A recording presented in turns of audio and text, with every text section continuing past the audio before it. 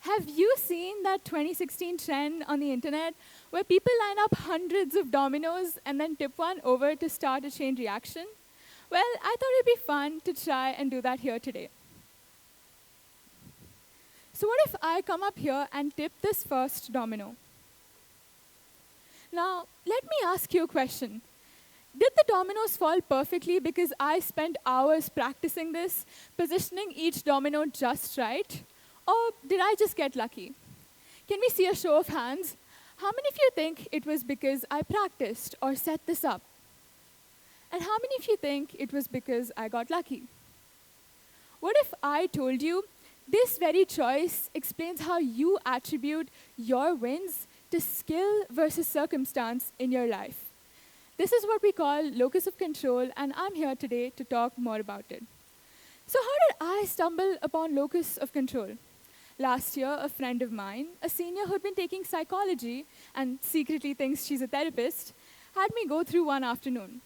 So she's working on an experiment for her class, and naturally, who is better to test than her friend who did not have a choice?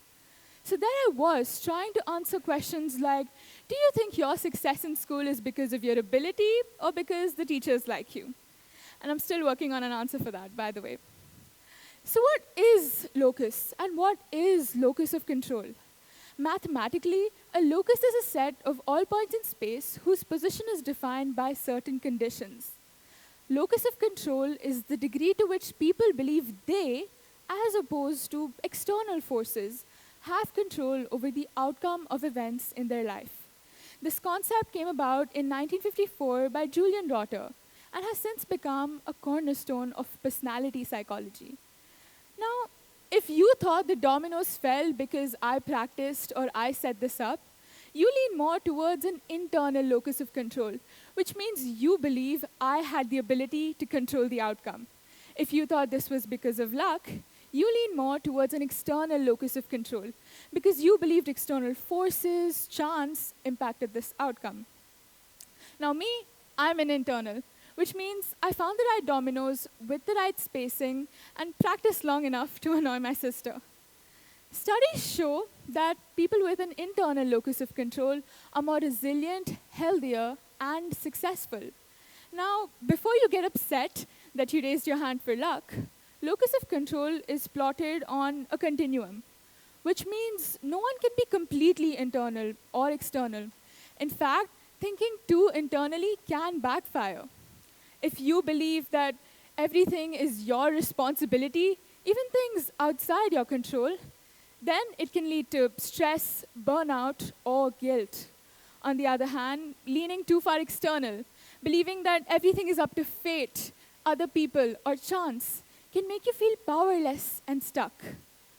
A healthy mindset lies somewhere in the middle. It means recognizing what is in your control and what isn't. That balance is where growth happens. So, how do we compare in our daily life? Let me ask you one more question. If you were to fail a test, what's the first thing you would tell yourself about why it happened? Let's say there's two students in a class. One is internal and one is external, and they both fail their test. If you ask them about why it happened, the internal student would say something like they didn't review their concepts, didn't study hard enough, and that's why they didn't get the grade they desired. While the external student would say something like they hated their professor and they weren't wearing their lucky shirt. So, on the next exam, you would probably see that the internal student reviews their concepts and gets the grade they desire, while the external student simply wears their lucky shirt and sees no change. And studies reflect this. Studies have shown consistently that locus of control is one of the most important factors in determining not just academic achievement, but achievement in sports, careers, and personal growth. So, what do we make of all this? Why hasn't anyone tried to change locus of control? How do we develop ourselves to get an internal locus of control when it's more beneficial? It's a realm that's almost untapped into and has so much potential. For a long time, I thought life happened to me. I blamed bad sleep on my schedule, low grades on unfathomably difficult tests, and social struggles on others not caring. But the truth is, I stayed up late doom scrolling, skimmed through the textbook the morning of the exam, and I didn't reach out to anyone either. What changed wasn't the chaos around me. It was realizing that I had choices, even in the chaos. I couldn't control every outcome, but I could control how I prepared, responded, and whether I learned from the mess. That shift from blaming to owning didn't just make me more responsible, it made me confident. Switching to an internal locus doesn't suddenly make life easy. It just gave me better tools and made me accountable. So, today, I'll leave you with 3 tips on how you can transform your locus of control. First, use I language in your self talk. Catch yourself when you say things like, this always happens to me, or they ruined it. Instead, say, I let that comment get to me, or I just didn't prepare enough. Language shapes mindset, and reframing helps you take ownership.